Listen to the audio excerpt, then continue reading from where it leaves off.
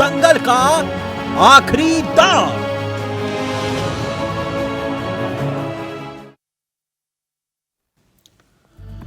तो दंगल का आखिरी दाव, दंगल का आखिरी दाव। बड़ा सवाल यह कि क्या फंस गए बृजभूषण शरण सिंह, वो बृजभूषण शरण सिंह जिन पर संगीन आरोप को लेकर खूब सियासत हुई। मगर अब पहलवानों और बृजभूषण के मामले में एक नया मोड़ आया है। नया मोड़, बृजभूषण के खिलाफ दाखिल चार्जशीट में पीड़ित रेसलर ने जो बयान पुलिस और मैजिस्ट्रेट के सामने दिए थे, उसके समर्थन में 16-17 गवाह सामने आए और आरोपों को सही बताया गया। चार्जशीट में 6 पीड़ित रेसलर के परिवार वालों को गवाह बनाया गया है, जिसमें उनके पीड़ित जो है उसके पति भी शामिल है। कुल मिलाकर 5 गवाह ऐसे हैं जो परिवार के लोग हैं। याद कीजिए, मामला कोर्ट पहुंचा था तो कोर्ट के आदेश पर 2-2 एफआईआर दर्ज, 354, 354A, 354D, यौन उत्पीड़न, पीछा करना, आपराधिक धमकी देना। अब बात सामने आई कि यह चार्जशीट जो है 13 जून को दाखिल हो गई थी। 13 जून बकायदा इंडियन एक्सप्रेस ने इसकी तफ्तील से रिपोर्ट छापी है। 15 गवाह सामने आए हैं, इसका जिक्र किया है। आरोप यह तक कि सांस लेने के बहाने महिला पहलवान को गलत तरीके से छुआ, हाथ छाती से लेकर पेट तक फेरने की कोशिश की, और भी तमाम गंभीर आरोप। दिल्ली पुलिस ने अपनी चार्जशीट में कहा, यौन उत्पीड़न, छेड़छाड़ और पीछा करने के आरोपों के लिए बृजभूषण पर मुकदमा चलाया जा सकता है और उन्हें सजा दी जा सकती है। जिस धारा का हमने जिक्र किया था, 354, किसी महिला की गरिमा को ठेस पहुंचाना, धारा 354A, यौन उत्पीड़न, और धारा 354D, पीछा करना। यानी बहुत संगीन धाराएं। और चार्जशीट इस पूरे मामले को लेकर अब कांग्रेस भी आक्रामक हो गई है। कांग्रेस आरोप लगा रही है कि बेवजह बृजभूषण को बचाने की कोशिश की जा रही है। सीधा रुख करेंगे अपने मेहमानों की तरफ। इस पूरे मसले पर आज चर्चा में हमारे साथ जो मेहमान जुड़ रहे हैं वो आपकी स्क्रीन पर आ चुके हैं। हमारे साथ प्रदीप सिंह जुड़ गए हैं, बीजेपी के नेता हैं। हमारे साथ वेदभूषण सिंह जी जुड़ गए हैं। वेदभूषण जी पूर्व आईपीएस और बेबाक अंदाज से अपनी बात को रखते हैं। डॉक्टर धनोज राजनीतिक विश्लेषक, और साथ ही हमारे साथ कुछ देर में कांग्रेस का चेहरा भी इस कार्यक्रम का हिस्सा होगा। लेकिन सबसे पहले मसला कानूनी है, तो वेद सर मैं इस चर्चा की शुरुआत आपके साथ करना चाहूंगा। हमारे लिए, आपके लिए कानून अलग है और माननीय सांसद जी के लिए कानून अलग है। क्या यह प्रकरण यही दर्शाता है? देखिए, अभी तो चार्जशीट की शुरुआत हुई है। आपको याद होगा 2 मुकदमे अभी आपने बताए थे। एक पॉक्सो एक्ट में हुआ था। उस केस की जब इन्वेस्टिगेशन चल रही थी तो ये पता लगा कि वो झूठा मुकदमा है, क्योंकि लड़की बालिग थी और जानबूझ के एफआईआर उसमें दर्ज कराएगी मिसगाइड किया गया, क्योंकि उस लड़की ने 64/2016 एक मुकदमा पहले अपने एक साथी रेसलर के खिलाफ रोहतक में वोमेन पुलिस स्टेशन में कराया हुआ था। जब हम लोगों ने इस बात को उठाया कि लड़की की उम्र ज्यादा है, क्योंकि 2018 में जब रांची का मामला बताया गया तो पहला तो ये था कि जुडिशन चूंकि रांची है, दिल्ली में उसका मुकदमा दर्ज ही नहीं हो सकता, जांच नहीं हो सकती। परंतु जब उनके परिवार वालों को, उनके पिता को, चूंकि इसमें शिकायतकर्ता लड़की नहीं थी बल्कि उनके पिता थे, जब उनके पिता को पता लगा कि अब वो खुद उल्टा फंस चुके हैं, तो उन्होंने लड़की के 164 के जब अदालत में बयान होने थे, वो लड़की अपने बयान से पलट गई और उसके फादर ने भी एप्लीकेशन लगाकर अदालत में जाकर अपना मुकदमा वापस ले लिया कि मैं मुकदमे में आगे कोई इन्वेस्टिगेशन या कोई कार्रवाई नहीं चाहता हूं, क्योंकि वो उनके खिलाफ एक बात जा रही थी, क्योंकि मुकदमा झूठा साबित हुआ था। आपको याद होगा इसी हिंदुस्तान में एक मीटू कैंपेन चला था काफी टाइम पहले। उसमें तमाम फिल्म इंडस्ट्री को ऐसा दर्शाया गया था कि तमाम फिल्म इंडस्ट्री में सेक्स के अलावा कुछ होता ही नहीं है। उसमें 19 मुकदमे दर्ज हुए। आज एक भी मुकदमा मीटू का नहीं है। तो क्या मीटू हिंदुस्तान से खत्म हो गया? फिल्म इंडस्ट्री में अब कोई सेक्स एक्सप्लॉयटेशन नहीं होता? जिस तरह के एलिगेशन लगाए गए, मतलब ताज्जुब की बात है, 20-20 साल बाद लड़कियां सामने, जो फिल्म इंडस्ट्री में बड़ी बोल्ड होती हैं, बड़े तमाम तरह के सीन करती हैं, पढ़ी लिखी इंग्लिश स्पीकिंग लड़कियां हैं, वो 20-20 साल बाद सामने आई। कांग्रेस के और बीजेपी के शायद एक अकबर जी नेता थे, बड़े पद पर नेता थे, मुझे उनका पार्टी का ध्यान नहीं है, उनके खिलाफ भी बड़े संगीन आरोप लगाए गए। उनको अपने पद से इस्तीफा देना पड़ा, परंतु उस मुकदमे का अल्टीमेटली सारे मुकदमों का कुछ नहीं हुआ। तमाम मुकदमे आज वो समाप्त हो चुके हैं। अब कोई हिंदुस्तान में फिल्म इंडस्ट्री बिल्कुल सुरक्षित हो चुकी है। इसी तरह ये जो मुकदमे दर्ज कराए गए, मैंने ये बात क्यों कही कि एक आम इंसान, आपके और हमारे लिए कानून अलग और माननीय सांसद जी के लिए कानून अलग। 13 जून को आरोप पत्र दाखिल हुआ, अब तक माननीय सांसद जी को सम्मन तक जारी नहीं हुआ। ये आम बात है? देखिए, कानूनी ईमानदारी से, मतलब मैं इस सवाल का जवाब जानना चाह रहा हूं बस। देखिए, उनका पक्ष ऑलरेडी पुलिस के पास आ चुका है। जो उनके स्टेटमेंट 161 के दर्ज होने हैं, वो पुलिस अपनी इन्वेस्टिगेशन नहीं, मैं सिर्फ आपसे एक सामान्य प्रक्रिया की बात कर रहा हूं। अभी छोड़ दीजिए कि ब्रिजभूषण के ऊपर मामला है।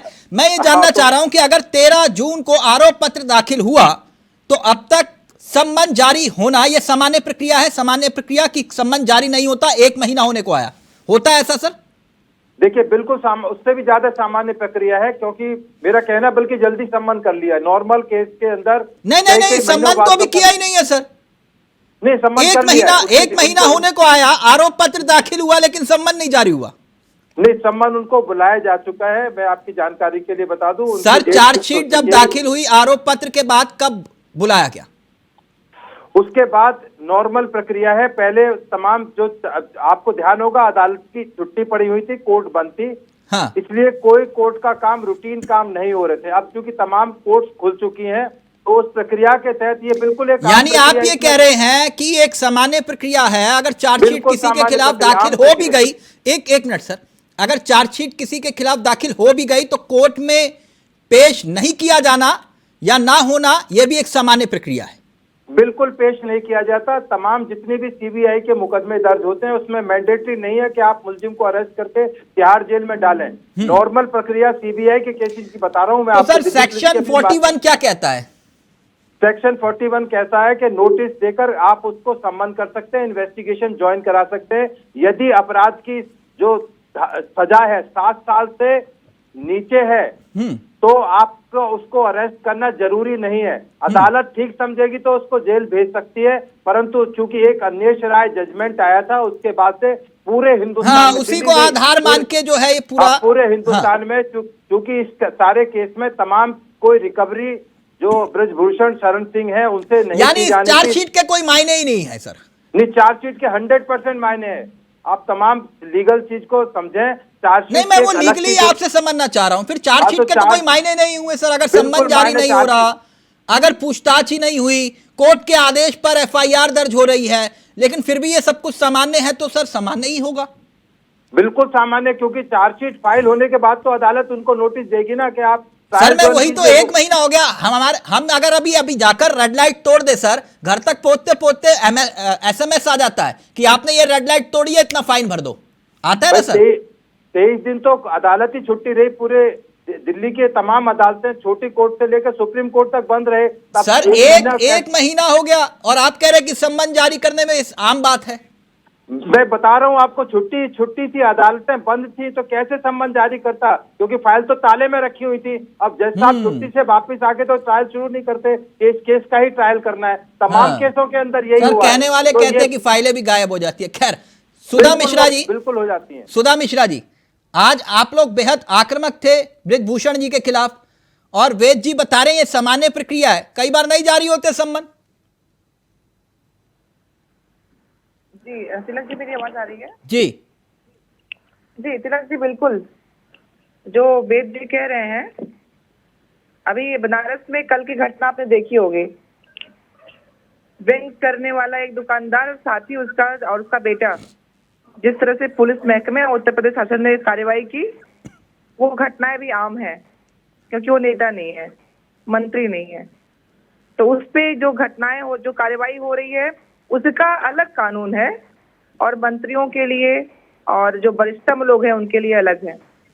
आप देख रहे हैं कि पिछले कई महीनों से प्रश्न यही खड़ा हो रहा है कि आखिर अगर बेटियों ने आप पे आरोप लगाया, अगर बेटियों ने आपसे कहा, आपकी घर की बेटियों ने, और अगर आपसे कहा कि ये आरोप है, तो इस देश का नागरिक होने हर व्यक्ति का बनता है कि बेटी ने कुछ कहा है और आप उस पे जो व्यक्ति है, जो आरोपी है, कम से कम लड़कियों ने आरोपी तो बनाया था ना, लड़कियों ने सीधे नाम बताया था कि ये व्यक्ति है, फलाने व्यक्ति ने ऐसा किया है। उसके बावजूद ये चीजें होती रही और सभी लोग चैनलों पे बैठ के कहते रहे ऐसा कुछ नहीं है, जो दोषी होगा, आरोप सिद्ध होंगे तो पुलिस कार्रवाई करेगी, लेकिन बार बार सुप्रीम कोर्ट को आना पड़ता है। सुप्रीम कोर्ट, लेकिन आप लोग भी तो कह रहे थे कि पुलिस कोई कार्रवाई नहीं कर रही, तो फिर चार्जशीट में तो ये कैसे साबित हो गया? आप सोचिए तिलक जी, जो चार्जशीट में आया है वो कितनी मशक्कत के बाद आ पाया है, तो कितना कुछ खत्म हो गया होगा, इस पे कोई चर्चा नहीं करेगा, क्योंकि इतने देर लगाने का कुछ ना कुछ तो मंतव्य है, कुछ ना कुछ मतलब है। क्योंकि इतने देर तक वो लड़कियां जंतर मंतर पे बैठी रही जो प्रधानमंत्री जी के घर की बेटियां थी। उनकी बातों को बंद कराने के लिए जिस तरह बिजली, पानी और उनके तख्ते और चारपाई और चीजों को खत्म करने का प्रयास, और जिस तरह उनको उठा के हटाया गया, ये सब दिखाता है आपके देश में कि कैसे एक व्यक्ति को बचाने आरोप के लिए ये है कि आप लोगों को न्याय की चिंता कम, राजनीति की ज्यादा है, और इसमें कांग्रेस के नेताओं का बहुत बड़ा हाथ है, जो हरियाणा के बड़े नेता हैं। बिल्कुल नहीं, ये सिर्फ चूंकि अब पुलिस की चार्जशीट में नाम आ रहा है, इनके ही बातें झूठी हो रही हैं। सुप्रीम कोर्ट ने एफआईआर दर्ज करने के लिए विवश किया, उसके बाद चीजें करनी पड़ रही हैं, ये की नहीं जा रही थी। लग जी, जब काम करना पड़े तो कहीं ना कहीं प्रेशर होता है, प्रेशर सुप्रीम कोर्ट का, प्रेशर देश की जनता का, प्रेशर चुनाव का, प्रेशर ये दिखाने का कि मैं इतना जानना चाह रहा हूं कि यही पुलिस जांच कर रही है। आप लोग कह रहे थे कि जांच में कुछ नहीं निकलेगा, इतना दबाव है, और वही चार्जशीट में कुछ और बात आ रही है। आपको किसी पर तो यकीन करना होगा ना। तिलक जी, हम यही कह रहे थे कि जिसके खिलाफ आरोप लगा है, बेटियों ने जिसका नाम लिया है, नाम लेके बकायदा रजिस्टर कराया है, उस व्यक्ति को उस बेटियों के आसपास से या देश के संवैधानिक पद से दूर करके चीजों को वैसे ही रहने दिया जाए जिससे जांच पे कोई आंच ना आए। आपने देखा कितनी चीजें घटनाक्रम बदला, कभी लड़की की चाचा आते हैं, लड़कियों जो महिला खिलाड़ी है, कभी पिता का बयान आता है, कभी किसी का बयान आता है, तो जिस तरह प्रेशराइज करके उनपे दबाव बना के चीजों को खत्म करने की कोशिशें की जाती रही, लेकिन जानते हैं ना कि सच आप कितना भी ढाप दो, सूर्य का प्रकाश बंद करने की यानी कुल मिला के आप इसे एक राजनीतिक एजेंडे की तरह चलाएंगे? बिल्कुल नहीं, एजेंडा नहीं है ये वो सत्यता है जिससे भागने का प्रयास आज की मौजूदा सरकार कर रही है। ठीक है, ओके सुधा जी, आपका पक्ष आ गया। एक मिनट, आपने अपनी बात रख ली, वेद जी ने अपनी बात रख ली। मैं प्रदीप जी के पास जाऊंगा, फिर डॉक्टर धनोज आपके पास आता हूं। प्रदीप जी, ये खबर पढ़ी आपने? सर, पढ़ी है खबर आपने? मुझे हेडलाइन मैं दिन भर में बहुत सी पढ़ता हूँ चावला जी, लेकिन स्पेसिफिकली अगर ब्रिजभूषण शरण सिंह जी के विषय में है तो मैंने पढ़ी है वो खबर। पढ़ी है खबर। सर, अब किस बात का इंतजार हो रहा है? ठीक है, उस तख्ती को नीचे रख दीजिए चावला जी। नहीं, ये तख्ती नहीं है सर, ये आप इसे तख्ती समझ रहे हैं सर? नहीं सॉरी, वो A4 साइज जो पेपर है, आराम से ठीक है। तिलक जी नमस्कार, काफी दिनों बाद आपके प्रोग्राम पे आया हूँ, बहुत धन्यवाद, आपने अवसर दिया। वेद जी नमस्कार, और बहन जी सुधा मिश्रा जी आपको भी नमस्कार, धनोज भाई आपको भी नमस्कार, काफी दिनों बाद आप भी मिले हैं, आप स्टाइल चेंज करने के लिए जाने जाते हैं। तिलक जी, मैं शुरुआत इससे करता हूँ कि अभी हम ये ब्रिजभूषण शरण सिंह जी भारतीय जनता पार्टी के टिकट पे सांसद हैं गोंडा से, और वो वर्तमान में बैठे हुए हैं। 12 वर्षों तक उन्होंने रेसलिंग फेडरेशन के अध्यक्ष का पदभार संभाला था, अभी वो पद पे नहीं है, और उनके ऊपर आरोप लगे हैं जिसकी न्यायालय में चर्चा होनी है। हम चर्चा कर रहे हैं और न्यायालय में प्रक्रिया बढ़ रही है। थोड़ा आपके, अगर मैं मानूं आपकी बात, तो थोड़ा धीमी गति है, उसको और तेज होना चाहिए, जबकि उसका जवाब ब्रिजभूषण जी ने दिया अभी थोड़ी देर पहले। अब मैं कोई लाग लगाव किए बिना मैं एक बात कहना चाहूंगा सर, ये 2023 है और हम इस विषय में चर्चा कर रहे हैं, और अभी आपने जो है कांग्रेस के उसने भी बोला कि आप केवल राजनीति कर रहे हैं, इससे हो नहीं रहा है। मैं कुछ बचाव करने का प्रयास नहीं कर रहा हूं, मैं बस एक तथ्य यहाँ स्थापित करने जा रहा हूं कि हमारे यहाँ भारतीय जनता पार्टी आदरणीय मोदी जी के नेतृत्व में सरकार चल रही है और भारतीय जनता पार्टी का नेता है, उस पर हम टीवी चैनलों में चर्चा हो रहे हैं, अखबार में निकलता है और सभी को पता है क्या स्थिति है। 2006 में भी एक सुकन्या देवी का केस हुआ था। 2014 के बाद पता चला कि ऐसा कोई केस भी हुआ था, ऐसा कोई आरोप भी लगा था, बल्कि उसमें आरोपी जो है हाईकोर्ट और सुप्रीम यानी हाईकोर्ट से बरी हो गया। लेकिन ये ऐसी बात हुई थी, शायद आपको संज्ञान हो, आप काफी सीनियर पत्रकार हैं तिलक जी, ठीक है। अब ये जो खबर है इस पे जो कांग्रेस और राजनीति, आपका सवाल बिल्कुल जायज था। मुझे थोड़ी देर के लिए लगा कि कहीं आप एक तरफा तो नहीं लेके चलेंगे, लेकिन आपका बहुत धन्यवाद, आपने दोनों तरफ की बात बड़ी मजबूती से रखी और मुझे वो क्षणिक जो उस समय ऐसा लग रहा था, मेरी भ्रांतियां दूर हो गई। देखिए मीडिया ट्रायल, देखिए इसके पहले जो हमने हिंदुस्तान टाइम्स की जो पत्रकार महोदया थी, जिस प्रकार से वो प्रश्न कर रही थी और जिस प्रकार से घटना अपनी परिणति तक पहुंची, निश्चित तौर पर ऐसा नहीं होना चाहिए था। लेकिन अगर जबरदस्ती प्रवोक किया जाएगा, सारे नहीं, सारे बंधुओं को मैं नहीं कहता, सभी बहुत सारे लोग अपने दायित्वों का बड़ी ईमानदारी से निर्वहन करते हैं, लेकिन 5 मिनट के अटेंशन के लिए कुछ इतना ज्यादा प्रोवोकेटिव हो जाते हैं जिससे बात बिगड़ जाती है और मीडिया ट्रायल को आरोप लग जाता है कि मीडिया अपनी लिमिट क्रॉस कर रहा है। अदालत है, हम और आप सभी लोग समाज के महत्वपूर्ण अंग हैं और हमें न्यायालय पे भरोसा है। प्रदीप जी एक मिनट ब्रिजभूषण के मामले पर मीडिया ट्रायल हो रहा है सर, ये आपको ऐसा लग रहा है? सर वो जो पॉस्को एक्ट जब लगा हुआ था, बाद में जब घटनाक्रम आगे बढ़ता गया, चीजें बदलती गई, तब की स्थिति और अब की स्थिति में आप ही बताइए। नहीं, मैं आपसे सिर्फ इतना जानना चाह रहा हूँ, ब्रिजभूषण के मामले में मीडिया ट्रायल हो रहा है? अभी जो वीडियो आया है, जो वीडियो सरफेस हुआ है उस महिला पत्रकार का, उनके सवालों को आप क्या प्रोवोकेटिव नहीं मानते हैं? अच्छा, तो अगर ये मीडिया ट्रायल है तो अब मुझे कुछ सवालों के जवाब आप दीजिएगा। बहुत काबिल प्रवक्ता है। मैं एक मिनट प्रदीप जी एक मिनट, क्योंकि आप बहुत काबिल प्रवक्ता हैं, मैं इसलिए आपसे ये बात पूछ रहा हूं। धन्यवाद काबिल समझने के लिए सर, धन्यवाद। आज आपने मेरा दिन बना दिया, थैंक यू सो मच। 13 जून को आरोप पत्र दाखिल हुआ और अब तक सम्मन जारी नहीं हुआ, ठीक? आप ये कह रहे हैं कि सब कुछ सामान्य गति से चल रहा है, जैसी जांच होनी चाहिए वैसे ही चल रही है। कोर्ट के आदेश पर एफआईआर दर्ज हुई, आपने ये नहीं कहा कि एफआईआर दर्ज, कोर्ट के आदेश पर हुई सर। ये सब कुछ सामान्य है कि 13 जून को आरोप पत्र दाखिल हुआ और 1 महीना होने को आया, सम्मन तक जारी नहीं हुआ। सर आदरणीय वेद जी ने वो सारे जवाब दे दिए। अगर आप वही प्रश्न मेरे से दोबारा करेंगे तो मैं ऐसा समझता हूं कि वेद जी हमसे ज्यादा अनुभवी व्यक्ति हैं। नहीं, मैं जानता हूं, मैं हमेशा उनको सैल्यूट करता हूं, उनके तर्कों को मैं अपना जो है सर माथे देता हूं, लेकिन एक सामान्य प्रक्रिया है, ये मानते हैं आप? सर अभी अदालतें अपनी छुट्टी पे थी, प्रक्रिया प्रारंभ हुई, थोड़ा वेट कर लीजिए। इस केस का तो यहाँ तक प्रगति भी हो गई। एक वो भी केस था, उसके बारे में तो किसी ने सुना भी नहीं था, वो तो सरकार जाने के बाद पता लगा। न किसी ने चर्चा की, न किसी ने अखबार में लिखा, न किसी ने कोई आंदोलन किया। एक अकेली महिला, चाहे जो भी रहा उसके पीछे, और उसके बाद की जो स्थितियां हुई हैं, आप इस पर्टिकुलर केस की बात कर लें तो कितनी बड़ी लॉबी और कितने लोग इसमें आए हुए हैं। जब खिलाड़ियों को इस बात का एहसास हुआ तो उन्होंने भी अपने रुख को किस प्रकार से क्लियर किया, आप सभी के सामने है। आपको साजिश लग रही है? नहीं, तारीफ तो किसी बात की नहीं सर, इस प्रकार के तो काम होने ही नहीं चाहिए। लेकिन अब चूंकि मामला न्यायालय में है, अब न्यायालय को अपना काम करने देना, हम न्यायालय का कार्य क्यों करने लग जाए? हम निश्चित तौर पर आप सवाल करिए कि धीमी है या तेज है, तो उस पर ब्रिजभूषण शरण सिंह के खिलाफ पीछा करने और छेड़खानी करने का मामला बनता है, मुकदमा चलाने और सजा मिलनी चाहिए। ये मैं नहीं कह रहा सर, ये चार्जशीट में बोला गया है।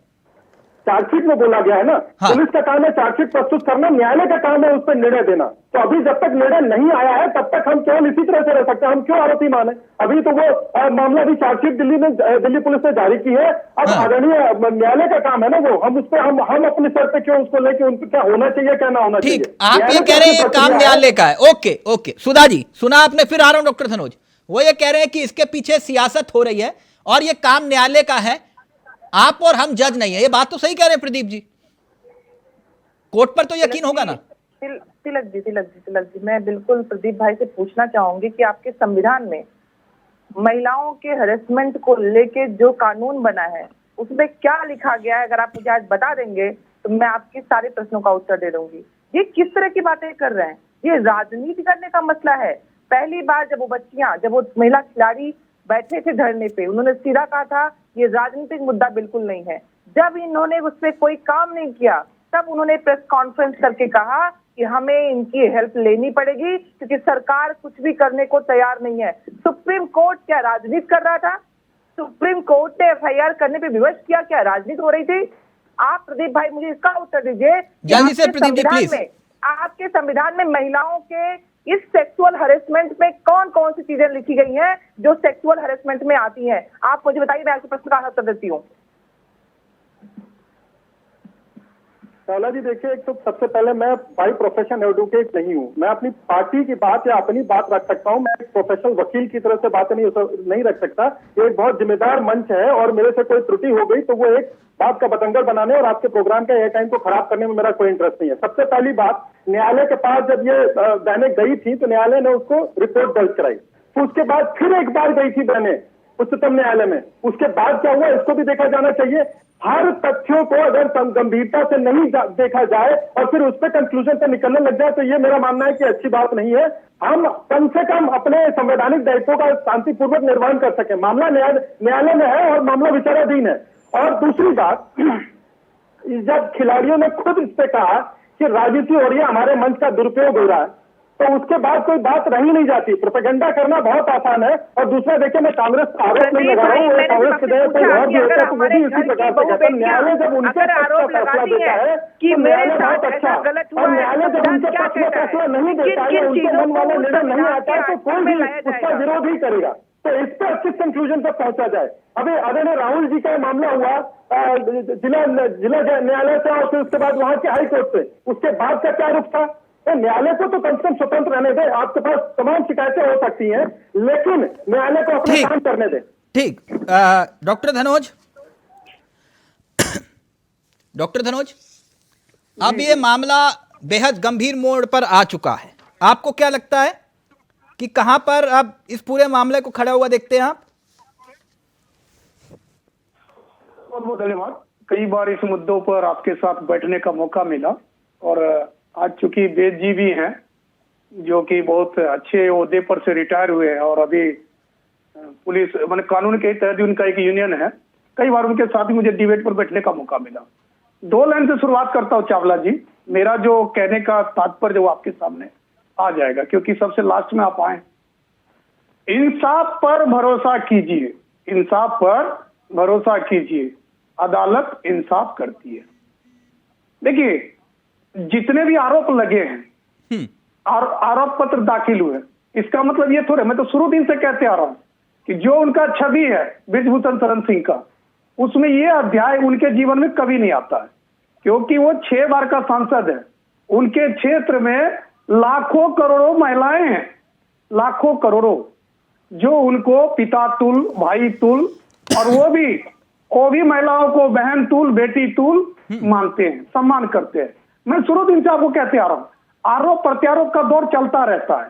मान लीजिए ट्रायल, अब ये चार्जशीट दाखिल हुआ, ट्रायल होगा। आपको पता है कि सबूत और गवाहों की सच्चाई पर ही अदालत नजर डालती है। अदालत जो है सबूत और गवाहों के नजर पर जो चार्जशीट दाखिल किया गया, माय डियर चावला जी, उसमें 200 गवाहों का जिक्र किया गया है और रेवेन्यू जो उसको कह रहे हैं ना कि समन जारी किया गया है, उनको 18 जुलाई को पेश होना है। ये सब एक अलग बात है। मैं जो कहना चाह रहा हूं कि आप यह देखिए, मान मर्यादित जो आईपीसी आपने भी देखा, मैंने इस पर जीरा पहले कर चुका है कि ये किस लिए लगता है, क्या वो पीछा करने वाला लगता है व्यक्ति? सबसे पहली बात, पॉक्सो जो लगा था वो झूठा हो गया। तो शुरू से जो अध्याय है ना, वो अध्याय शुरू से ही राजनीतिकरण है। डॉक्टर धनोज, तो ये अध्याय जो है राजनीतिकरण इसलिए है, डॉक्टर धनोज, आप कह दिए, आप जो सर्टिफिकेट, करेक्टर सर्टिफिकेट बांट रहे हैं, उसका कोई आधार होगा मुझे लगता है, मैं जानता नहीं। जो आप बता रहे हैं कि उन्होंने पीछा नहीं किया, उन्होंने नहीं छुआ, उनके क्षेत्र में लाखों करोड़ों महिलाएं हैं जो उनको भाई मानते, कोई पिता मानता है। आपने आरोप पढ़े हैं? कोई भाई और पिता सांस चेक करने के नाम पे नाभि पकड़ता है क्या? जो आरोप है, और कोई जांघों पर हाथ रखा जाता है, छाती छूने की कोशिश की जाती है, जो आरोप है। आप मैंने आपको क्या कहा अगर इन मैं शुरू भी आरोपों में लेश मात्र भी सच्चाई है तो आप एक बात बताइए, लेस मत सच्चाई कैसे होगा? जो लड़की आरोप लगाए वही खुलेआम पब्लिक डोमेन में आकर बोली कि आज तक मेरे साथ कुछ नहीं हुआ। पॉक्सो का हटना, क्या वो झूठ नहीं है? आधारों पर अदालत क्या फांसी दे देती है क्या किसी को?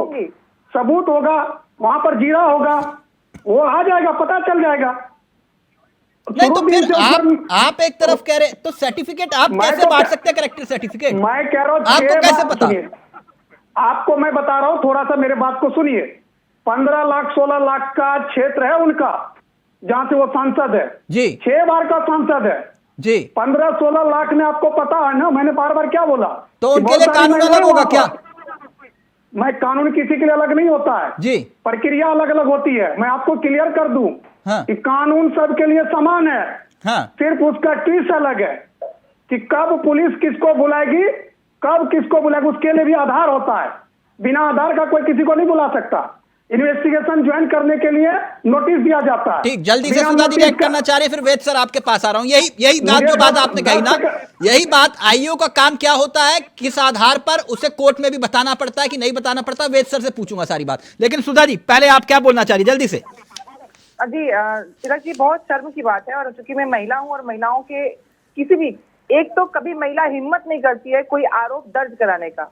उसके बाद जब चैनलों पे बैठ के कहा जाएगा कि कोई आरोप, अगर मुझे संविधान ये अधिकार देता है कि अगर कोई व्यक्ति मुझे ताड़ रहा हो, मुझे बार बार देख रहा हो, तब भी मैं उस पर आरोपित कर सकती हूँ। उसमें धनोज भाई कह रहे हैं कि साबित कैसे करेंगी, तथ्य क्या है? आप देश के संविधान के ऊपर है क्या? आप बैठ के चैनल पे कह रहे हैं कि महिलाओं ने इतने लाख के सांसद है, ये है, लाखों की जनसंख्या साथ में है। इसका मतलब क्या हुआ? ये कोई गारंटी है क्या कि वो व्यक्ति ऐसा नहीं कर सकता है, या कर सकता है, नहीं कर सकता? आप कहने वाले कौन होते हैं? अगर बच्चियों ने या उन महिला खिलाड़ियों ने कहा है कि ऐसा है, तो आप कह रहे हैं ऐसा नहीं है। आप लोगों को लगता नहीं कि आप लोग जब महिलाओं के ऊपर बात करते हैं, एक तो कोई भी महिला हिम्मत नहीं करती है कि आके वो बोले कि किसी पुरुष ने या किसी ने उसको छेड़ा है, और अगर कोई आगे कह रहा है तो आप कह रहे हैं कि इसके लिए प्लीज डॉक्टर धनोज जल्दी से, फिर मैं वेद जी आपके पास आ रहा हूँ। देखिए, दुर्भाग्य है, ये जो कार्ड खेल रही है, इनको शायद पता होगा कि मैं भी किसी महिला के द्वारा ही धरती पर आया हूँ। नहीं, कार्ड खेलने का मतलब क्या डॉक्टर धनोज? सुनिए ना, नहीं, कार्ड क्या खेलना, ये विक्टिम कार्ड मतलब? Please please please please please try to understand, listen to me. अरे सुन लीजिए ना मुझे। नहीं, क्यों सुनो? मान मर्यादा के लिए कानून है। अगर महिला का मान मर्यादा गया तो आरोप लगा देने से उसका भी मान मर्यादा गया। संविधान अरे आप सुनिए, जनता पीड़ित है कि अगर कोई मैडम, देख रहा हो, सुनिए ना मेरी भी बात, उसके खिलाफ आप आरोप कर सकती है। आप और आप कह रहे हैं कि हम सिद्ध कैसे करेंगे? मैं कैसे सिद्ध करूं कि आप मुझे लगातार घूर रहे हैं? नहीं कर सकती हूँ ना। अरे तो और आप कहोगे कि हम विक्टिम कार्ड खेल रहे हैं। मैं आपके साथ हो लेता अगर आप कांग्रेस पार्टी के नेता नहीं होते। सुनिए, फिर महिला होती, इनको समझाइए, फिर महिला होती। मैं नहीं कर रही हूँ। आप इंटेंशन, अरे यहाँ कानून में इंटेंशन देखा जाता है, कानून में इंटेंशन देखा जाता है। घूरना, देखना, लोगों को आप सर्टिफिकेट नहीं दे सकते ना।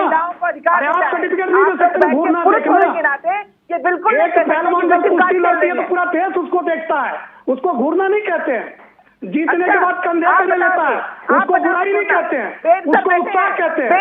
दूसरी बात, कानून का काम कोर्ट करती है, अदालत करती है। जिला होगा, फैसला आ जाएगा। आप कांग्रेस पार्टी न 3 में न 13 में, आपकी क्या मंशा है पूरा देश जानता है। मेरी क्या मंशा क्या है? एक मिनट डॉक्टर धनोज तिलक जी, पहले मैं सच में इस जगह जो दर्शक देख रहे होंगे, ऐसे लोग जब महिलाओं को विक्टिम कार्ड के लिए शब्द प्रयोग करते हैं। एक मिनट डॉक्टर धनोज, एक मिनट, मैं चाहूंगा वो शब्द वापस लें आप। कौन सा शब्द? मैंने कौन सा गलत आप ये कह रहे हैं कि वो विक्टिम कार्ड खेल रहे हैं, मतलब क्या होता है? अरे तो ये कह रहे उनकी बेटी। अरे भारत की बेटी, मैं तो कह रहा भारत की बेटी। मुझे तो इनके नहीं, तो आप बार कटाक्ष कर रहे हो विक्टिम कार्ड का मतलब क्या होता है डॉक्टर धनोज? आप एक बात सुनिए, अदालत में आपने आईपीसी पढ़ा ना? सर आईपीसी इतना पढ़े होते तो जाते ना आईपीसी में, उस पे नहीं जा रहा हूं। मैं कह रहा हूं कि कम से कम मर्यादा रखिए सर एक दूसरे के प्रति। अरे मैं मर्यादा, आप कह रहे हैं कि कांग्रेस के नेता नहीं होते तो मैं मान जाता आपकी बात। आप एक कम से कम रूल रेगुलेशन ऑफ इंडिया बात कर रहा हूं। डॉक्टर धनोज प्लीज संयम के साथ लगाते थे, इनको अधिकार है आरोप लगाने का। मुद्दे पर आए पूछिए, इनको आरोप है। डॉक्टर धनोज व्यक्तिगत नहीं जाना चाहिए प्लीज। व्यक्तिगत मत जाइए। मैं हमेशा मर्यादा में रहता हूँ। हाँ, तो राजनीतिक पार्टी को अधिकार नहीं देता है, किसी राजनीतिक पार्टी को अधिकार नहीं था किसी को आरोपित घोषित कर देना, किसी राजनीतिक पार्टी को नहीं देता है। तो कांग्रेस पार्टी है वहां कोई दल है, किसी दल ने आरोप लगाया? नहीं, कांग्रेस पार्टी के तमाम लोग तो हैं, ये नहीं है कांग्रेस पार्टी के। ठीक, आप ये कह रहे हैं कि कांग्रेस इस पूछे एजेंडे के पीछे है। ओके, बिल्कुल। वेद जी, मैं मर्यादा की बात करता हूं। नहीं, आप डॉक्टर धनोज एक मिनट रुक जाइए, डिबेट से डिरेल हो जाएंगे प्लीज। वेद सर, जो प्रक्रिया का जिक्र कर रहे हैं प्रदीप जी, एक सामान्य प्रक्रिया जिसका जिक्र लगातार किया जा रहा है कि नहीं इसी गति से ही सब कुछ होता है। मैं इसलिए इस प्रश्न को लेकर आया ताकि दर्शक समझ पाएं कि आखिरकार इस पूरे मामले में अब आगे क्या होगा। उदाहरण के तौर पर दिल्ली पुलिस ने अपनी चार्जशीट में खिलाड़ियों और साक्ष्यों के आधार पर, सबूतों के आधार पर ब्रिजभूषण शरण सिंह पर यौन उत्पीड़न, पीछा करने, धमकी देने, डराने के गंभीर आरोप लगाए हैं। मुकदमा चलाने और अपराध के लिए उन्हें योग्य पाया गया है कि यह अपराध उन्होंने किया है चार्जशीट के मुताबिक। अब आगे क्या हो सकता है? तिलक जी, पहले तो मैं आपके व्यूअर्स के लिए क्लियर कर दूं कि ये मुकदमा सुप्रीम कोर्ट के आदेश के बाद दर्ज नहीं किए गए हैं। हिंदुस्तान के सबसे बड़े सॉलिसिटर जनरल तुषार मेहता जी ने इंटरवीन करते हुए दिल्ली पुलिस को डायरेक्शन दी थी कि इस कंट्रोवर्सी को खत्म करने के लिए आप मुकदमे दर्ज करके इन्वेस्टिगेशन करके चार्जशीट करें। जो तो ऐसी नौबत क्यों आई थी सर? देखिए, उस ऑफेंस जो इस देश का कानून इजाजत देता है पुलिस को 42 दिन तक जांच करने के लिए, प्रिलिमिनरी इंक्वायरी करने के लिए, परंतु ये लोग इतनी जल्दबाजी में थे कि वो तुरंत न्याय चाह रहे थे रातों रात। जैसे निर्भया के केस में लग रहा था कि शायद अगले दिन न्याय मिल जाएगा, सारे अपराधी 7 साल लगे थे निर्भया। इंदिरा गांधी का मर्डर हुआ, कितने साल लगे आपको जानना चाहिए। बहुत बड़े मुकदमों की बात कर रहा हूँ, आम मुकदमों की बात नहीं कर रहा हूँ। अभी मैं आपको बताता हूँ, राजनीतिक लोग इस देश के अंदर, बड़े बड़े राजनीतिक लोग जेलों में गए हैं। इस दिल्ली शहर के 2 बड़े मंत्री जेल में है, मनीष सिसोदिया, सत्येंद्र जैन। उसके अलावा लालू यादव जैसे बिहार के बड़े स्ट्रॉन्ग सीएम, उनको चारा घोटाले में सजा हुई जेलों में रहे। चौटाला जो है जेल में रहे। कांग्रेस के चिदम्बरम 106 दिन जेल काट कर आए हैं ईडी के केस के अंदर, जो बहुत बड़े होम मिनिस्टर भी रहे और सुप्रीम कोर्ट के बहुत बड़े एडवोकेट हैं। अब इस मुकदमे की तरफ आते हैं। मैंने एक मुकदमा इन्वेस्टिगेट किया था, वो भी एक मेंबर ऑफ पार्लियामेंट के खिलाफ था। उसको बोलते हैं हनी ट्रैप केस। आप गूगल करके इस प्रोग्राम के बाद सभी दर्शक देखें उसको। एक बहुत बड़ी सुप्रीम कोर्ट की एडवोकेट ने एक मेंबर ऑफ पार्लियामेंट से 7 करोड़ रुपए डिमांड करी थी। उसमें मैंने उस महिला को अरेस्ट किया था और सालों तक उसकी बेल देश के अदालतों ने नहीं दी थी। खैर, वो कैसे बरी हुई वो अलग मामला है। वेद सर, यानी मैं मान लूं अगर कोई आरोप लगा रहा है, ठीक है, आरोप सत्य है झूठे है, वो कोर्ट को फैसला करना है। ठीक, हम जज नहीं है, हम किसी को ये नहीं कह सकते कि आप इसे फांसी चढ़ा दो। लेकिन आप ये भी कह रहे हैं कि भाई जो आरोप लगा रहे हैं उनको मोमबत्ती जलाने का अधिकार नहीं है। मोमबत्ती जलाने का अधिकार है, कानूनी रूप से पूरा अधिकार है। हाँ। परंतु एक ऐसा दिन चुनना जिस दिन इस देश के मंदिर पार्लियामेंट का उद्घाटन पूजा हो रही थी, उस दिन जानबूझ के पढ़े लिखे होने के बावजूद धारा 144 लगी हुई उसको तोड़कर नहीं, आज हम ये पूजा नहीं होने देंगे, हम इस पार्लियामेंट का पूजा नहीं होने देंगे। ये कौन सा पढ़े लिखे लोगों का, ये वो प्लेयर है जिसको हिंदुस्तान ने करोड़ों रुपए दिए हैं, सरकारी नौकरियां दी है, सरकारी आवास दिए हैं, पीआरओ जैसे रेलवे के अंदर महत्वपूर्ण पदों पर उनको आसीन किया है। पर क्या उसी दिन को चुनना जरूरी था? तो ये जो सवाल पैदा हुए ना, ये तो न्यायालय तय करेंगी कि जो चार्ज लगाए गए, क्योंकि शुरू से ही मुकदमे अगर किसी की सुनवाई नहीं हो रही जैसा कि वो कह रहे हैं और उनके तंबू तक उखाड़ दिए जाते हैं जहां पर वो धरना दे रहे हैं, तो मतलब उनको अधिकार नहीं है कि वो मोमबत्ती भी जला ले। बिल्कुल अधिकार है, पर जो तंबू लगाए गए थे, मैं आपके चैनल पर जिम्मेदारी से बताऊं, मैं एसीपी पार्लियामेंट रहा हूं। इस देश सबसे बड़ी अदालत ने कहा है कि जंतर मंतर पर कोई धरना प्रदर्शन नहीं हो सकता। ये दिल्ली पुलिस की अपनी हिकमत अमली टेस्टफुलनेस थी कि अपने बच्चों का सम्मान, प्लेयर का सम्मान करते हुए उनको उसके बावजूद भी उन्होंने धरना होने दिया। ये दिल्ली पुलिस की अपनी हिकमत अमली थी कि उन्होंने इनका सम्मान किया, जबकि वो कर नहीं सकते थे, आज करके दिखाए। आज वो करके दिखाए जंतर मंतर पर कि हम धरना यहीं पर देंगे, क्योंकि उसमें क्लियर था कि या रामलीला ग्राउंड जा सकते हैं या बुराड़ी में जाकर धरना प्रदर्शन कर सकते हैं, वो भी एक प्रॉपर प्रक्रिया के बाद। इन्होंने वहां पर कोई नोटिस नहीं दिया, आज तक जंतर मंतर पर उनको प्रदर्शन करने की परमिशन नहीं है। क्या आप चाहें कि आपके स्टूडियो में आकर कि कोई भी आज प्रदर्शन करना शुरू करते, कल को राष्ट्रपति भवन के अंदर हम तो राष्ट्रपति भवन के अंदर धरना देंगे? ये कोई कानूनी प्रक्रिया नहीं थी। वो धरने पर बैठे क्यों थे? धरने पर बैठे थे न्याय के लिए, पर जो तरीका था उनका बिल्कुल अन्याय था। किसी भी तरह की मानसिकता उसमें थी, कहीं ना कहीं से उसमें और भी कोई चीजें थी। अभी तमाम जल्दी से सुधा जी, फिर प्रदीप जी पूरा वक्त आपको दूंगा। कैंसिल क्यों हुआ? सुधा जी से पूछे, मुकदमा जो पॉक्सो का दुर्भाग्य है, 10 में से 6 मुकदमे उठे पाए जाते हैं पॉक्सो के। सुधा जी 10 में से 6 मुकदमे। कुछ प्रश्न मेरे हैं, आप वरिष्ठम हैं और जिस आप पद पे रहे हैं वो जाहिर सी बात है रिस्पेक्टेबल, हम लोग के लिए, सबके लिए रिस्पेक्टेबल है। आपने देश सेवा में बहुत वक्त दिया है। मैं आपसे एक प्रश्न पूछना चाहूंगी। आप बार बार कह रहे हैं कि जो लोग लड़कियां वहां धरने बैठी हुई थी कोई और था, कौन था वो?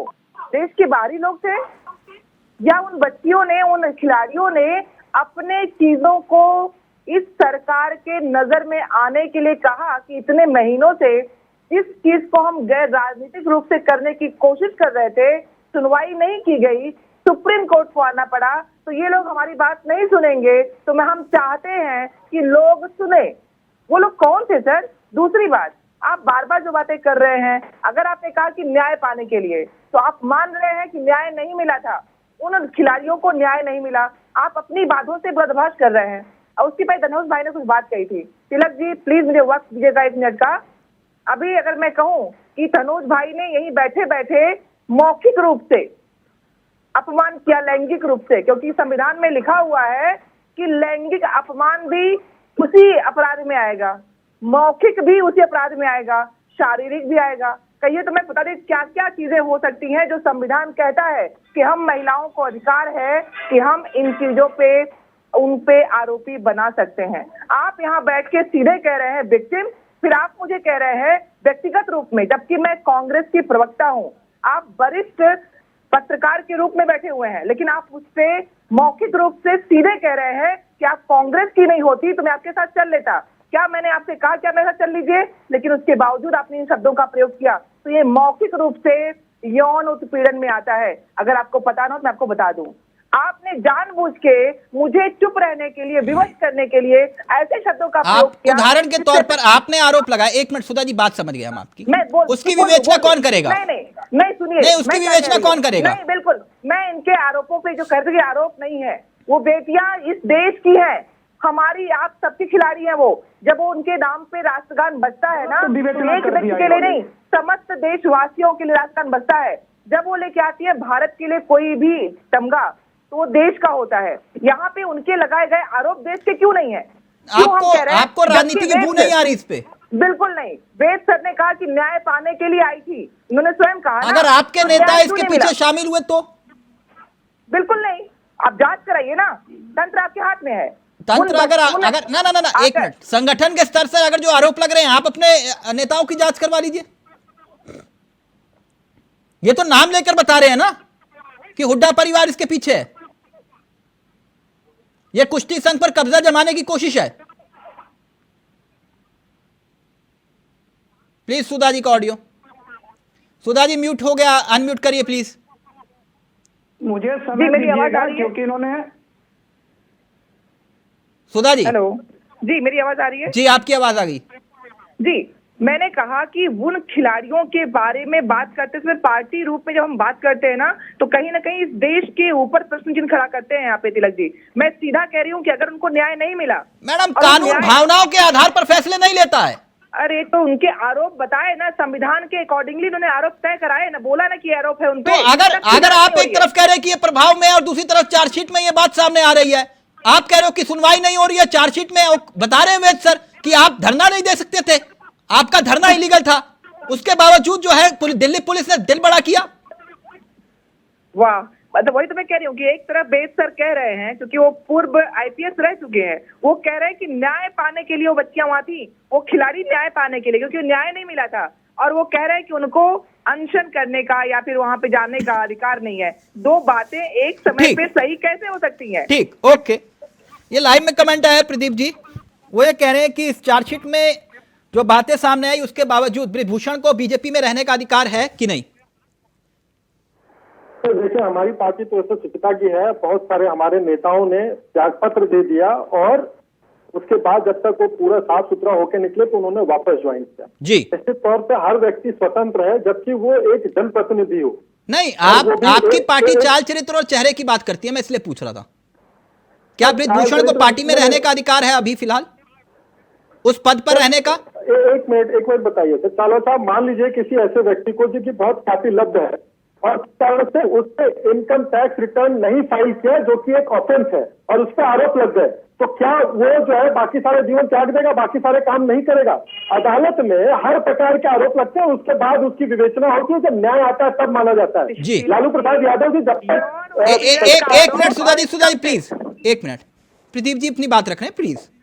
जी प्रदीप जी। जब तक न्यायालय न कह दे कि आप दोषी हैं, बिल्कुल। तब तक क्या हमारे यहाँ पे क्या इस तरह की कोई परिपाटी है कि जिसको सजा हो चुकी हो, पेरोल पे आया हो और बहुत बड़े बड़े काम कर रहा हो बैठ करके? नहीं, नहीं, आपकी पार्टी में वो परिपाटी तो रही है कि आरोप लगने पर जो है लोगों ने पद त्याग दिए। उदाहरण है मेरे पास, अगर आप चाहें तो मैं दे सकता हूं। आप काबिल प्रवक्ता, आपको मालूम भी है मैं किनका उदाहरण दूंगा। जी मुझे पता है ना? लेकिन अभी देखिए, और उन्होंने नजीर पेश की पूरे देश के सामने, और पाक साफ होने के बाद उन्होंने पद लिया। हुआ था ना आपकी पार्टी में ऐसा? लाल कृष्ण आडवाणी जी ने पद को त्यागा था कि नहीं? निश्चित तौर पे हुआ था। फिर लेकिन अगर हम सर आप कह रहे हैं कि ऐसे उदाहरण पेश किए, उन्होंने कहा मेरे ऊपर आरोप लगा, मैं इसको त्यागता हूं पद को, और जब तक पाक साफ नहीं होगा तब तक राजनीति में नहीं आऊंगा। वर्तमान परिस्थितियों में ये जो पर्टिकुलर केस लगा है, इसकी सच्चाई देखिए, मैं कोई जज नहीं हूं कि मैं तुरंत घोषणा कर दूं, लेकिन जब आग धुआं होता है तो निश्चित तौर पे कहीं ना कहीं आग लगी होती है। और यानी आप ये कह रहे हैं कि आडवाणी जी से बड़े नेता है बृजभूषण? ये बड़े और छोटे होने का तो कोई प्रश्न ही नहीं है सर। यहाँ पे देखिए, पार्टी या पर्टिकुलर जो है वो सांसद है, उनके अपने भी कोई दायित्व है और वो हमसे ज्यादा विवेकशील है, वो निर्णय ले सके कि वो रहेंगे या वो त्यागेंगे। तो मैं उनके बिहाफ पे नहीं, मैं अपनी पार्टी की बात कर सकता हूँ, लेकिन एक व्यक्ति विशेष के बिहाफ पे मुझे बोलने का निश्चित तौर पे अभी प्रक्रिया चल रही है। आरोप जब सिद्ध हो जाए वो त्यागपत्र दे देंगे या पार्टी उनसे कहेगी इस प्रकार के लिए। लेकिन आपकी पार्टी में अनुशासन समिति होती है? निश्चित तौर पे होती है सर। तो अनुशासन समिति जब जैसा निर्देश जारी करेगी वो अपना निर्णय लेंगे। अच्छा, तो अभी तक कोई निर्देश जारी नहीं हुआ? अरे सर, अभी केस को तो थोड़ा एक दो हियरिंग हो जाने दीजिए। अभी तो चार्जशीट दिल्ली पुलिस ने फाइल की है, इतने बड़े बड़े मुकदमे हो गए, अभी वेद जी ने इतने सारे उदाहरण दे दिए। लेकिन अगर आप लेकिन आरोप ये लग रहा है कि आपकी सरकार संरक्षण दे रही है बृजभूषण को। सर, सरकार संविधान के दायरे में रह करके ही कोई काम करती है और संरक्षण देने न देने का तो प्रश्न ही नहीं है, क्योंकि अभी तो अब इतनी चर्चा हो चुकी है। उस पर दोबारा अगर आप चाहें तो मैं बोल सकता हूं कि अभी देखिए प्रक्रिया है, अदालत का अपना एक प्रोटोकॉल है, उस हिसाब से अदालत अपना फैसला देगी।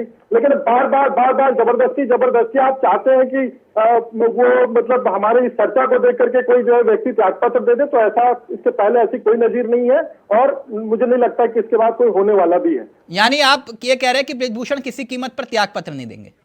अरे सर, सुकन्या देवी का केस ही सरकार जाने के बाद आया, यहाँ तो हमारी सरकार है, कम से कम आरोप पत्र दाखिल हो गए। अच्छा, मतलब कम से कम आरोप पत्र दाखिल हो गए?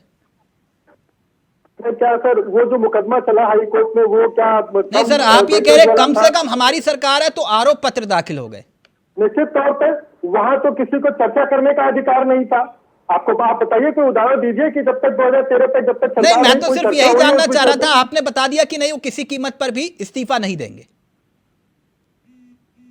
जब उचित समय आएगा, जैसा भी परिस्थितियां होंगी उस हिसाब से अगर उनको त्यागपत्र देना होगा तो निश्चित तौर पे वो त्यागपत्र दे देंगे। अगर त्यागपत्र देने की आवश्यकता नहीं होगी तो कदापि त्यागपत्र नहीं देंगे। त्यागपत्र नहीं देंगे। ओके सुधा जी प्लीज जल्दी से, फिर मैं वेद सर आपके पास आऊंगा, फिर डॉक्टर धनोज आपके पास। सुधा जी, मुझे आप लोग राजनीति कर रहे हैं, किसी के ऊपर आरोप लगाएंगे तो वो त्यागपत्र दे देंगे क्या? प्रदीप जी यही समझा रहे हैं? नहीं, प्रदीप जी ने जो कंपेयर किया था वो बहुत बेहतरीन, और मैं चाहूंगी कि दर्शक इसको बहुत ध्यान से देखें। इन्होंने महिला खिलाड़ियों के यौन आरोपों को इनकम टैक्स रिटर्न के फाइल में उसका कंपेयर कर दिया कि अगर कोई किसी ने इनकम टैक्स फाइल न किया हो, उसका वो टैक्स न दिया हो, तो क्या वो जेल में चला जाएगा? अरे भाई, कम से कम तुलना तो ऐसा करिए कि सुनने वाले को हजम हो। आपने कहा क्या वो उनको त्यागपत्र देना चाहिए? आपकी मर्जी, आपको सरकार जिस तरह चलानी है चलाइए, लेकिन प्रश्न ये है कि क्या आपके लिए कानून अलग? क्योंकि वेद सर बैठे हुए, उन्होंने न जाने कितने ऐसे चीजों को देखा होगा जो उनकी आंखों के सामने से गुजरा होगा। सर खुद बताएंगे क्या इन दोनों जो बातें हुई, एक इनकम टैक्स आपने रिटर्न भरने की बात की और दूसरी ये महिला खिलाड़ियों का जो आरोप है, क्या दोनों घटनाओं को हम पैरेलल रख के बात कर सकते हैं सर? नहीं, क्या जिस देश में तुलना ऐसी होने लगे, आपकी मंशा क्या है राजनीतिक, ये स्पष्ट हो जाती है। आप महिलाओं को कितनी तरजीह देते हैं, कितना सम्मान देते हैं, महिलाओं के बारे में आपकी राय क्या है, ये स्पष्टता दिख जाती है। जहाँ पे महिलाओं के यौन आरोप को आप कहते हैं कि अगर इनकम टैक्स रिटर्न नहीं भरा है क्या जेल में हो जाएगी? अरे कम से कम हर माँ की रिस्पेक्ट करने की बात कहने वाले लोग महिलाओं के इन आरोपों पर इतना ध्यान देते कि अगर आरोप लगाया गया, आप इतना कह सकते कि नहीं ये आरोप सही भी हो सकते हैं। आप कह रहे हैं आरोप गलत होंगे, तो आप लोगों की मंशा स्पष्ट है कि आप चाहते ही नहीं है पूर्ण महिला खिलाड़ियों को कहीं से न्याय मिले। न्याय न मिले इसलिए आप कर रहे हैं। वेद सर ने स्वयं कहा कि न्याय नहीं हुआ था इसलिए वहां बैठे हुए थे, और आपकी मंशा दिखती है, आप चाहती नहीं है कि महिलाओं का सम्मान हो, उनको अधिकार मिले और महिलाएं आपकी बराबरी में बैठ सके। ये आपको पचता नहीं है, आप लोगों को बर्दाश्त नहीं होता है, इसीलिए आप लोगों के शब्द की जो पैरेलल जो तुलना है ना वो दिखती है, और मैं जानती हूं ये मंशा दिखाती है आपकी। वेद सर सिर्फ इतना जानना चाहूंगा कि जहां पर यह मामला खड़ा है, मैं प्रदीप जी की बात से बिल्कुल सहमत हूं, लगातार ये बात कह रहा हूं, हम जज नहीं है, हम तय नहीं कर सकते आरोपों की सच्चाई क्या है, लेकिन मामला गंभीर है इतना जरूर है। और मैं लगातार यह बात कह रहा हूं, न्याय होना चाहिए, न्याय होता हुआ दिखना भी चाहिए, लेकिन सच सामने आना इसलिए जरूरी है क्योंकि हिंदुस्तान इस पूरे मामले पर नजर रखे हुए है। ना सिर्फ हिंदुस्तान बल्कि अंतर्राष्ट्रीय स्तर पर इस विषय की चर्चा हुई, इसलिए सच आना बहुत जरूरी है। तो वेद सर आप बताइए, यह मामला यहां से कहां जाता हुआ दिखाई दे रहा है? तिलक जी, हमें अपनी अदालतों का सम्मान और इज्जत करनी चाहिए। ये एक स्पेशल कोर्ट में केस गया है, एमपी एमएलए की स्पेशल कोर्ट है राउज एवेन्यू के अंदर, जहां पर ये मामला विचाराधीन है। इस तमाम जो केस की इन्वेस्टिगेशन है महिला पुलिस ऑफिसर द्वारा दिल्ली पुलिस की गई है। इन्होंने चार्जशीट उसमें फाइल की है, तमाम एविडेंस जो भी अवेलेबल थे उनको कलेक्ट करके अदालत के सामने भेजा है। जो भी प्रक्रिया है उसके बाद में जो भी सत्य होगा सामने आएगा, जरूर आएगा। आपने देखा अभी हाल के अंदर दिल्ली के अंदर एक ब्लास्ट हुए थे जिसमें 13 आपको लगता है आप सम्मान जारी होंगे कभी भी किसी भी वक्त? हाँ बिल्कुल, जब ऑलरेडी हो चुके हैं, उनको अपीयर होने के लिए कहा जा चुका है कि कोर्ट में आकर वो अपीयर हो। नहीं, तारीख का भी जिक्र नहीं ना, सम्मान में तो ये है ना कि आपको इस तारीख को अवेलेबल होना है। हाँ, उस तारीख को वो जाएंगे, अपने उनको चार्जशीट दी जाएगी, उनको उनके खिलाफ जो एलिगेशंस लगाए गए महिलाओं के द्वारा वो उनको पढ़कर बताए जाएंगे। उनसे पूछा जाएगा कि क्या आप एग्री करते हैं एलिगेशन जो लगाए गए या नहीं करते हैं। ये कोर्ट का विवेक होगा, उनकी गिरफ्तारी भी हो सकती है क्या? देखिए, नॉर्मल कोर्ट में तो चूंकि 7 साल से नीचे की सजा है तमाम चीजों के अंदर, क्योंकि इसमें कोई रिकवरी वाला एंगल नहीं है, फिर भी अदालत के पास असीम ताकत है। जो आकाश के नीचे जितनी ताकत होती है वो नहीं, लेकिन डर वाला और जो गवाह हैं उनको उन पे दबाव डालने वाला एलिगेशन है।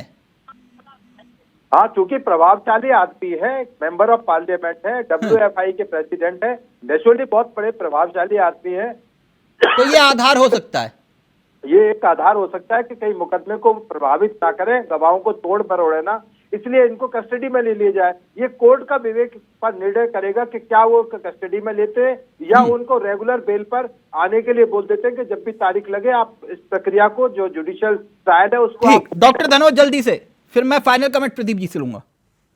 देखिए, पहली बात तो मैं एक चीज का खंडन करूंगा कि जो डॉक्टर सुधा ने कहा, मैं साथ चलने का मतलब साथ देने की बात किया था कि अगर वो कांग्रेस पार्टी का नेता नहीं होकर एक महिला के रूप में बात करती तो मैं उनके साथ खड़ा होता।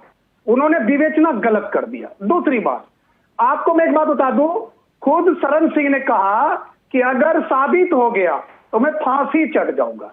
इसलिए सारे निराधार उन्होंने कहा मैं तो इस्तीफा दूंगा, अगर मेरे ऊपर आरोप तय हो गया तो मैं खुद को खत्म कर लूंगा। तो ये चीज है कि आपको इन सब चीजों का जिक्र कोई गुनाह करने वाला बोलता है मैंने गुनाह किया। अरे मैं आपको क्या कह रहा हूं, मैंने आपको कहा ना।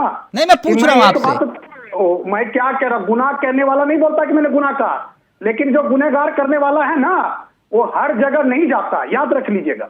जो गुनहगार होता है ना वो हर चीज से छुप जाता, और जो बिल्कुल अपने आप को सार्वजनिक मोमेंट में रखा हो शुरू से अंत तक, और उनके छवि को पूरा उत्तर प्रदेश में भारत जानता है।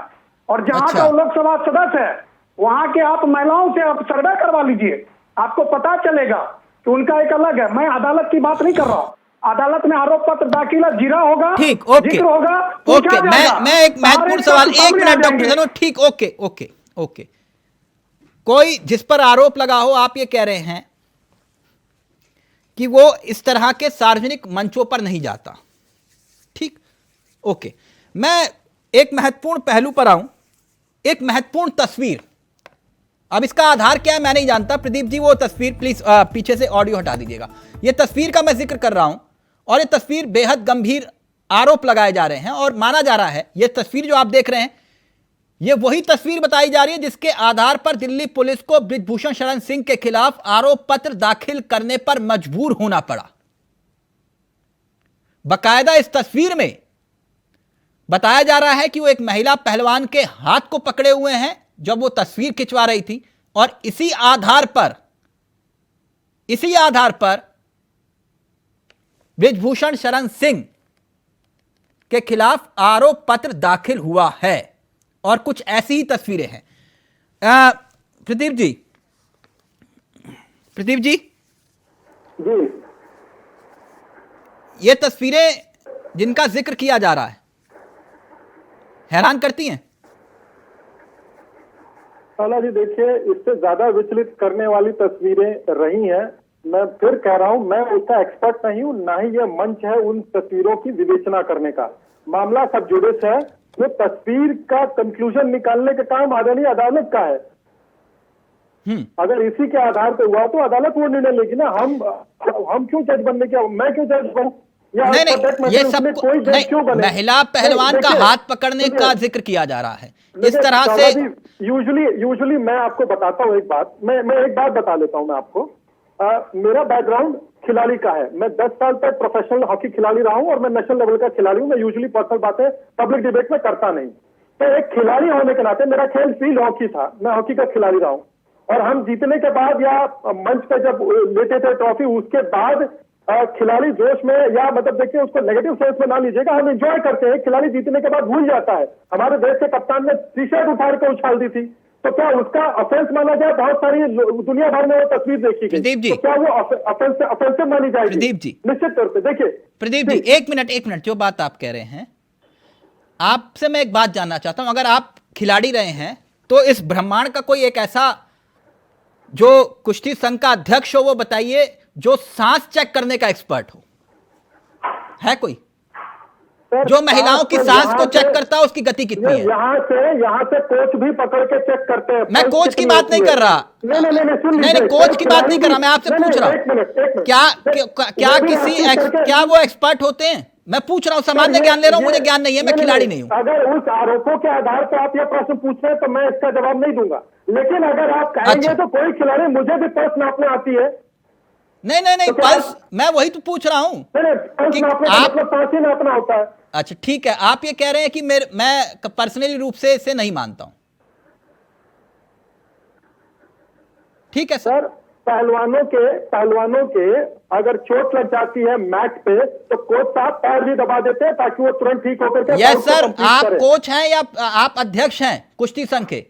सर अगर आप जबरदस्ती मुंह में शब्दों को ठूसना चाहेंगे, या एक पर्टिकुलर केस के विषय में लेकर के जबरदस्ती आप चाहते हैं कि कोई जो है केवल क्षण में आकर के कह दे, तो मैं सर इतना भी मतलब जिम्मेदारी है। प्रदीप जी, मैं सिर्फ बतौर खिलाड़ी आपसे पूछ रहा था। आपने कहा कि मैं खिलाड़ी रहा हूं, तभी मैं पूछ रहा था आपसे। नहीं, कोच और जो पुराना खिलाड़ी है, मैं भी जब तक सबने ग्राउंड छोड़ा तो अचानक से नहीं छोड़ दिया, मैं भी ग्राउंड पे जाता था। और एथलीट वाले जो है उनके नाप लेते थे पर ठीक सर, प्रैक्टिस के बाद एक बार सीखना होता है कितनी देर में रिकवर करना है। Thank you. ओके, एक बात बिल्कुल सही है आपकी, फैसला कोर्ट को करना है। अब कोर्ट तय करेगा कि आखिरकार इस चार्जशीट को लेकर अगला स्टैंड क्या होगा। लेकिन सुधा जी, किसी निष्कर्ष पर निकलने से पहले कानून हमेशा सबूतों के आधार पर काम करता है, भावनाओं के आधार पर नहीं। यह बात प्रदीप जी बिल्कुल सही कह रहे थे और बात वेद जी भी यही कह रहे थे। थैंक यू सो मच, बहुत बहुत शुक्रिया। अब तथ्य सामने आए, दंगल का आखिरी दाव का हम जिक्र कर रहे थे। फिलहाल मुझे दीजिए इजाजत। नमस्कार, जय हिंद, जय भारत।